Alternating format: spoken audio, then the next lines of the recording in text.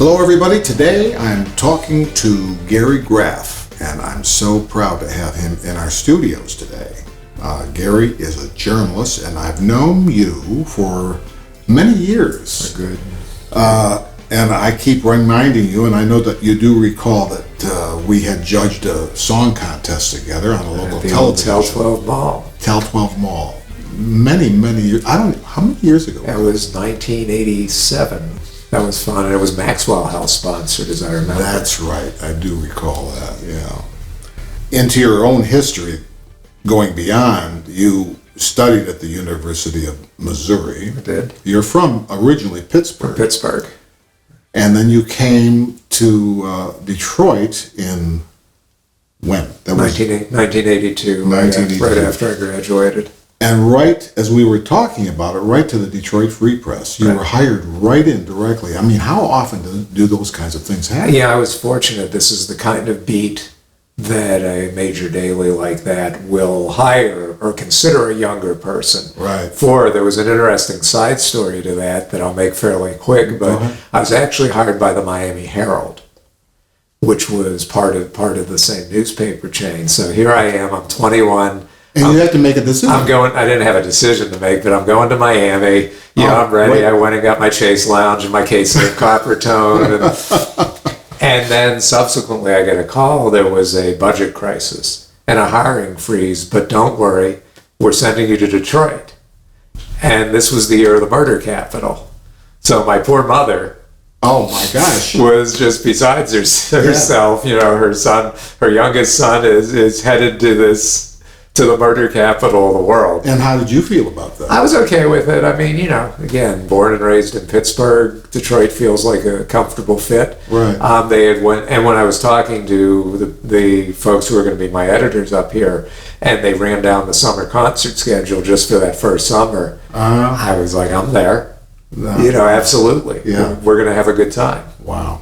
You've also been a contributing writer to Billboard, The Globe, Boston Globe, to the New York Times. I have had pieces in there, Rolling Stone. And what would they do? They would call you and say, yeah, you get a call, quite often if something is happening, an event is happening in Detroit. Right. Tour, let's say the opening of a tour or a one-off event. Right. Or something, you'll get calls from various publications, still do. Yeah. Or sometimes I reach out and say, hey, do you need somebody on the ground here? Right. And as you can imagine, the way economics have gone in the media, more and more they're not going to send somebody. Right. But with all of that, I would regard you as a hot property as a journalist. I mean, would you stayed in Detroit, you didn't go elsewhere. Now, Detroit's a great place to do what I do. Right. And, it's a music capital. And by being a creative music capital, it's also a city that will lure, anything that's traveling. Right. So we're still a major market. Right. For all the tours and theater and all the arts. Yeah. You're writing about music. That's your prime interest. It always seems to have been. Why music? I was fortunate enough to have a brother who was 11 and a half years older than I was and was a hippie. Like full-blown Students for Democratic Society, shut down the campus type of counterculture. And so when I'm growing up at 7, 8 years old, I'm hearing the best music in the world. Right. So my friend's favorite music might be, I don't know, the theme from Scooby-Doo or something Josie and the Pussycats were doing. Mine was Born to Be Wild. There you go. By Steppenwolf, and I was hearing the great Motown. And I have memories of the Beatles. I'm sure it wasn't the 1964, the original one on Ed Sullivan, but subsequent ones, and then running upstairs and trying to comb my hair down over my ears. And, that hooked me. Yeah. And so, music, learning how to play it, a little bit, not well enough really to be professional. What, guitar, piano? Started on trumpet. That was short-lived. Then guitar, and then when my guitar teacher got pregnant, I switched to bass. I was walking by a store one day, and there was a Fender knockoff. I was like, "That looks really cool," and so I picked up and have played bass ever since then. Wow.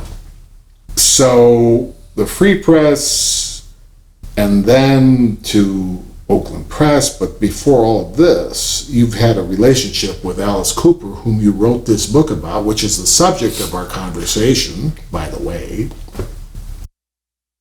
Alice Cooper's name is not Alice Cooper. It's Vincent Furnier. Vincent Furnier. From Detroit. From Detroit. There used to be a show on television called Shock Theater, and I recall that very well. But then there's Shock Rock. Right. And it's amazing to me what he's been able to muster up in his career doing this, I would say, for the time, outlandish. Yep. Outlandish very stuff. much. Yeah. But it's theater. And I think you had mentioned in one of the things that you were writing that it was almost like Busby Berkeley. Right. And all of this chicanery on stage. And what we're talking about are snakes, and we're talking about killing chickens. Well, that's a whole lot. That's we can go into that. That was part of the shtick, right? Well, the chicken story that took place at a festival in Toronto in 1969. That wasn't the routine. The shtick in their show was they used to, break feather pillows, and you'd have a stage full of feather pillows. So at this concert in Toronto, the Rock and Roll Revival, where Alice played Between the Doors and John Lennon.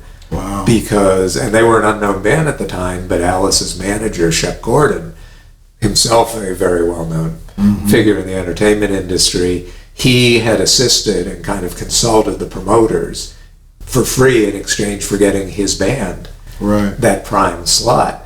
So during the concert, this chicken wanders on stage, seemingly out of nowhere, but we'll get to that in a minute. And Alice, and these guys are in the high theater. They're in they were existentialists. They studied Dali and stuff. So this was their kind of thing on stage.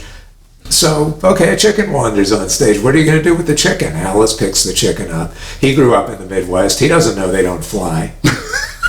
So Alice throws it into the audience, where the front row, which were the what we now call the ADA seating, tore this chicken to bits.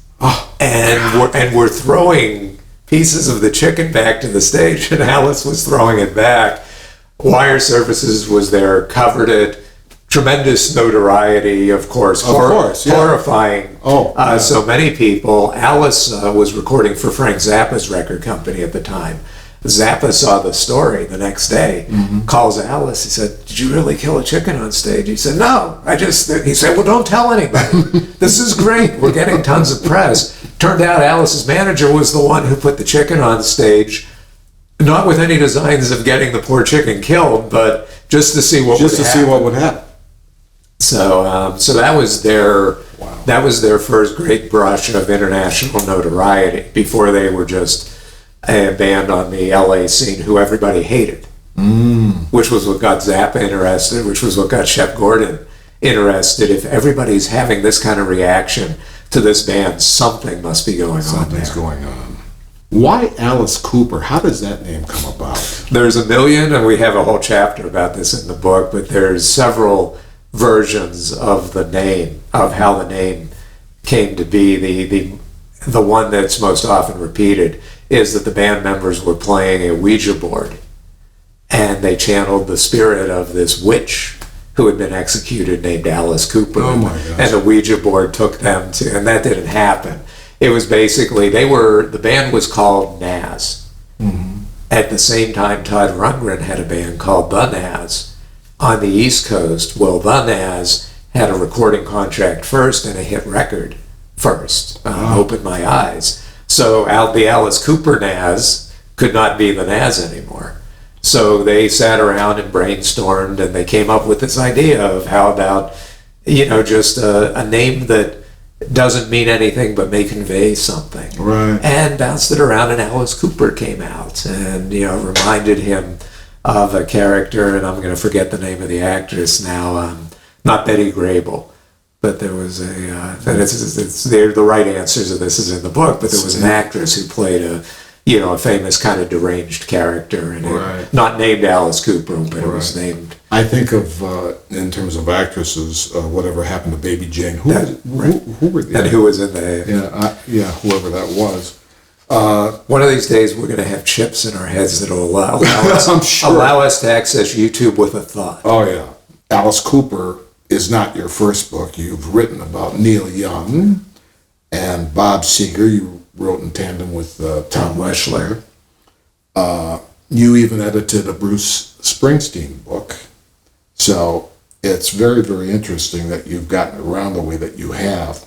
But onto the topic again of Alice Cooper, who really his involvement began here in Detroit. He was born here. The family left when he was very young. He developed, not full-blown emphysema, but he had breathing issues, and so they moved west where the climate was drier and where he could be healthier. But certainly in Detroit, he had a great family surrounded by very colorful uncles. One ran a pool hall where Minnesota Fats played. He had a grandfather who was a preacher. His father too was a minister, but there was some religious grounding. A lot of religious grounding. And it's is it Catholic? It's Christian. It's a Christian grounding. Okay. And but this was where Alice was introduced to pop culture, to soupy sales, to Saturday B grade horror movies, westerns, and things like that. And between that and Detroit sports, that was his youth. Yeah. He was, was for the most part, a normal upbringing, save for the health issues. And he's doing the garage band routine when he starts out. He did that when he went to Arizona. The family went first to Los Angeles, then to Arizona, where he, like so many, was smitten by the Beatles, and then later by the Rolling Stones, and particularly the Yardbirds. And he found one like-minded friend in particular in school, a guy, Dennis Dunaway, who was the original bassist in the Alice Cooper band, and they ran track together, and they were on the school newspaper together, and they were art students together. They really shared. They really liked the Surrealists, and they wound up playing of all things, at a varsity Letterman annual party, and they were a fake band. They lip synced and mimed. But from that Milli Vanilli or something. Kind of, but from that came a real band, because a couple of the guys they worked with really did play instruments. And so they created the Earwigs. Wow. And it kind of went from there. Dennis Dunaway, by the way, became one of the most inventive bassists ever in rock and roll, I think, because he didn't know what he was doing. He just said, okay, I'll be the bass player. And he figured it out. Wow. They were already kind of theatrical. They were the next, technically the third generation in rock and roll, but the second generation of what I would call popularized rock and roll, where it really was becoming a mainstream thing. And they were coming on the backs of the hippie bands, the Jefferson Airplane, the Grateful Dead, the Love Generation. Right. Alice always, one of his favorite phrases is, we were the stake in the heart of the Love Generation. Okay. So they took it to the next level, and again, with their surrealist background, their interest in those arts, their interest in the macabre, it was like, let's do something dark, and let's do something a little disturbing. Let's put a guillotine on stage. Let's grow our hair really long. Let's wear makeup. And I just have to read some of these lyrics because if our audience is not familiar, because I don't know if anybody. They might be. But I love the dead before they're cold, the bluing flesh for me to hold. Cadaver eyes upon me see nothing.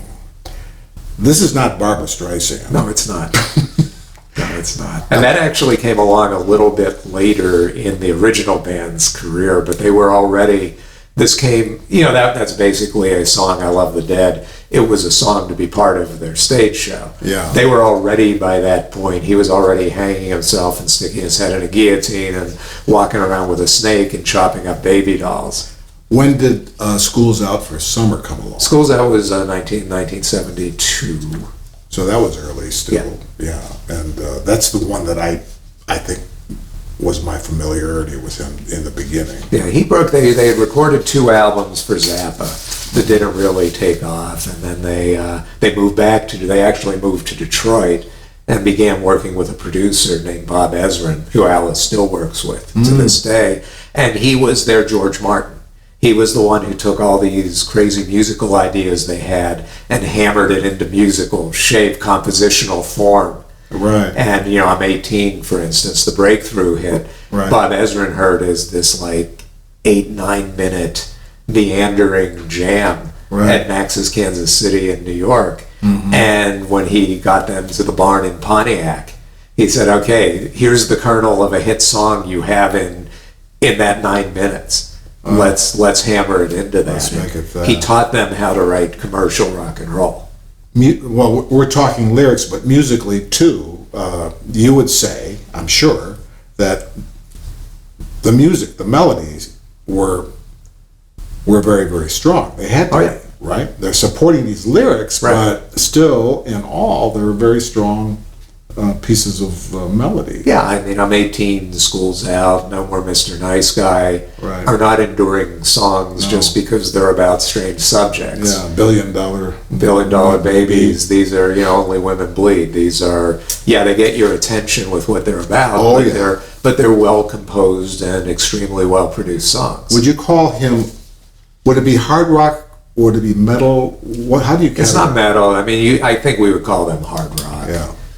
Okay. They would prefer probably just rock. It's funny, at the time, in 1971, 72, 73, that's hard rock, or what my parents would call noise, probably with an expletive in front of the noise. Yeah. But over time it really has become what we consider classic rock. Right.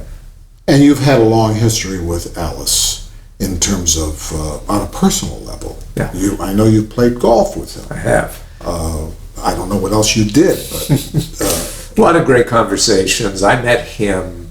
I was a fan as a teenager, but met him in 1986 when they began his comeback tour. He had a period of time where the excesses of the rock and roll lifestyle got the best of him, almost to the point where there wasn't a him anymore. Right. And to his great credit, he pulled himself out of it with help from his family, but he pulled himself out of it in 1986, comes back. They even called it The Nightmare Returns. And they decided to open the whole thing back home, back on terra firma. And he did a week's worth of shows in smaller Michigan cities. Right. And then finished with an arena show at wound up being 2 arena shows at Joe Louis Arena, one of which was broadcast as a VH1 Halloween special. So that's when I first met him. It was very important. The market was very important to him, so I got as much time as I wanted, and through that we began a relationship. But seemingly, a lot of stars, rockers, or whatever, the stereotype is they have their addictions. Some come out of it, some don't. He did. Yeah. But would you say it was his family background or his religion or being a Christian, or did that have any effect on any of that? That was all in the DNA. I think that contributed to it. Ultimately, he was probably just not wired as a person to destroy himself. Right. There was something in there that, at the point it did, was going to click in and say no. Right. I do want to live. But in your casual conversations, knowing him the way that you did, what you saw on stage and what he is on a persona basis in a casual conversation, I would assume that he's a very intelligent man. Oh, extremely. And that he was grounded in some way, that he was very reasonable to talk to. You didn't hear darkness in the conversations that you had with him. It was just. And even when you go back and you look at the interviews he was doing during the 70s, when he was drinking whatever it was, a case of beer a day and a fifth of whiskey or whatever, still really intelligent. Yeah. I mean, or you watch him on Hollywood Squares when he was a guest during those He was days. on that? I didn't Oh, know. yeah. Oh, my gosh. So the funny thing, if I can discourse on this here, Yeah. so the thing about Alice Cooper is, okay, let's go back to 1971, 72. Public Enemy #1. Parents hated him. Adults hated him. But the Friars Club, Milton Berle, Yeah. Jack Benny, Bob Right. Hope, those guys loved Alice Cooper No kidding. back then because they saw in Alice Cooper the then contemporary embodiment of what they did and how they came up. Alice used to tell me that George Burns would sit there and talk to him and say, yeah, Gracie and I used to do this show with a guy who had a guillotine back in 23. And those guys understood the vaudeville Yeah. of what Alice Cooper was. That's fascinating. And they also apparently liked his golf skills. So they were always fighting over whose foursome he would be in the scramble. Wow. But those guys got it. They understood this was showmanship. Right. And not just showmanship, but showmanship that had its roots in the same era they came from. Yeah. So I always kept thinking about, okay, my parents, who would listen to Sinatra and Milton Berle and Bob Hope and Jack Benny and thought they were great. Yeah. Those guys like Alice Cooper. Right. I don't think it was ever going to get my parents to like Alice Cooper, but I did find that to be so extremely ironic. So Alice is not living here now. He's living He lives in Arizona. outside of Phoenix. You still communicate with him? Yeah, usually tied to when there's something Right. to talk about. Yeah. We'll trade maybe messages occasionally through management Yeah. or something like that. But he comes here every year usually to perform, and he remains one of the most productive artists, certainly of his age. At 75. Right. I mean, he's putting out something almost every year. He has a new album coming out in August that they just announced.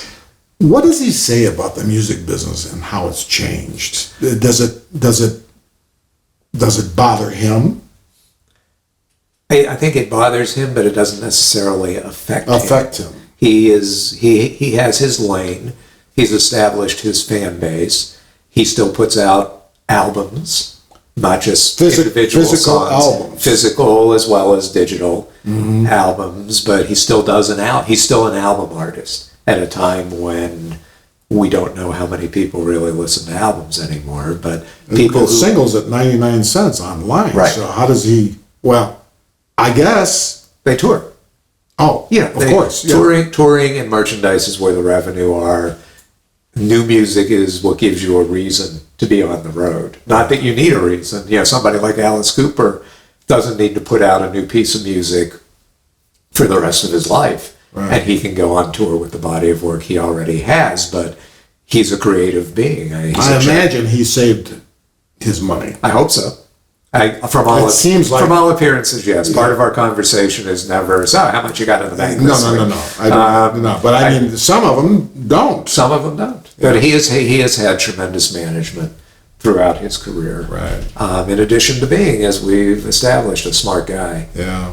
Who is not going to get taken and who is smart enough to make sure that he's taken care of. He was married, is married? He is married. He has been married for a long time. He's been married since, I guess it would have to be, and I should know this, like I said, obviously, but it's been around since 76, 77, 78. Oh. He met his wife, Cheryl. She was one of the dancers on the Welcome to My Nightmare tour. And they've been together ever since, save for a separation during his dark times. His problems. And, but, they remain married. She's still in the show.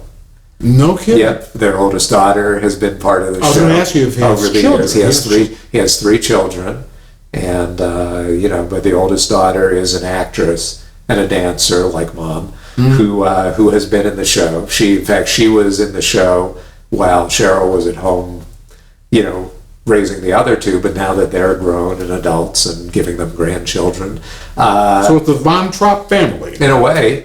You can find online some things of the five of them performing together. Wow. During COVID, they took tap dance lessons. Oh my gosh! Together.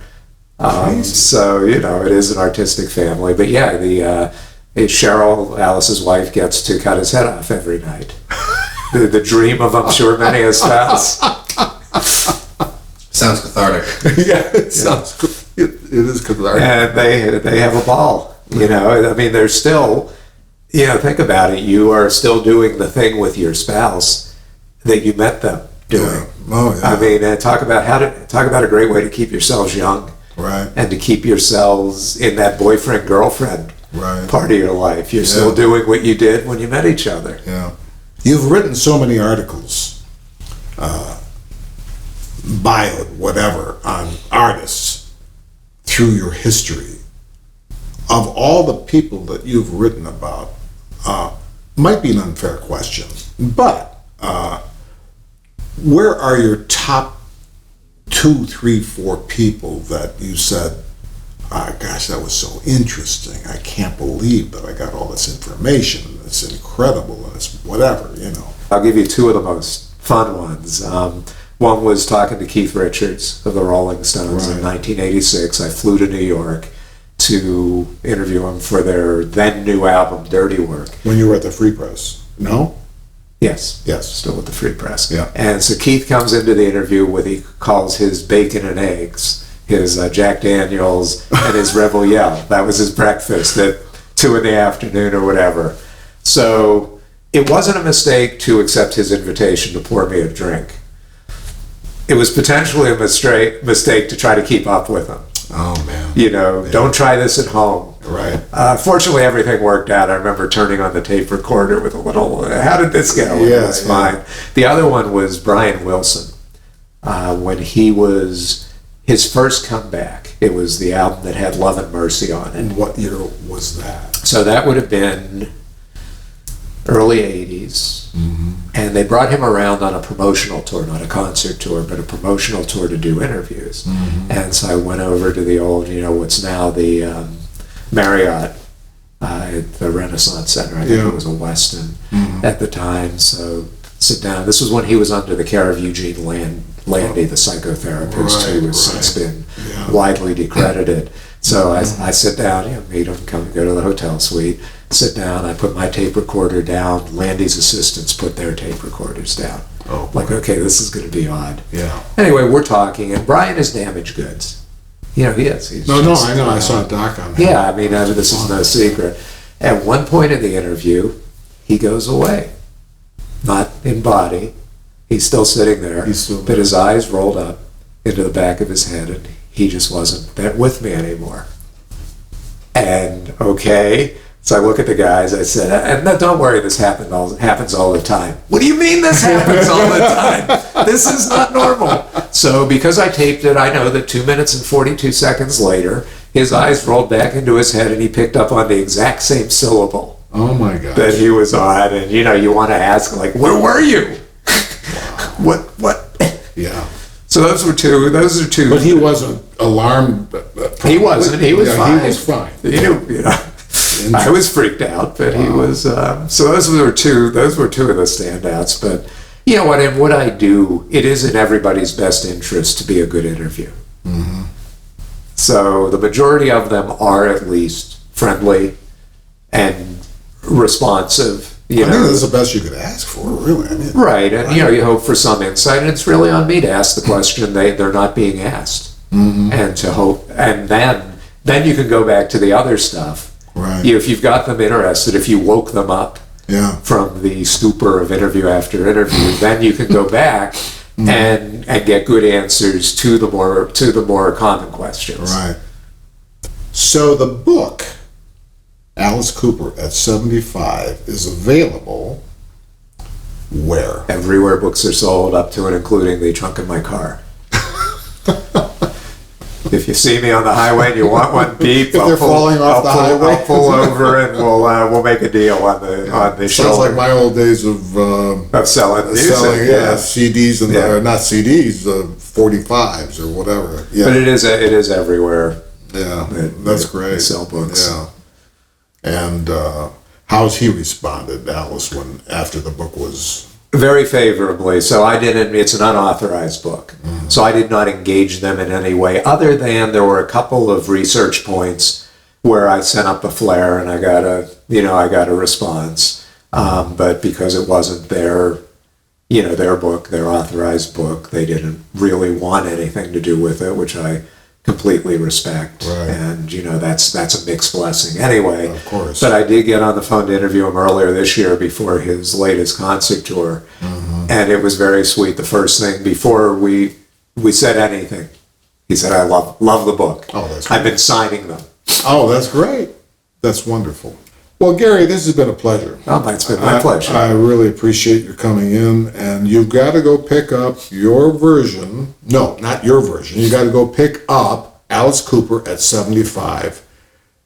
From all I hear, it's a great read, and I've got to read it. So, very cool. Thank you so much Thank you for coming in. Thank you very much. Yeah, this is great.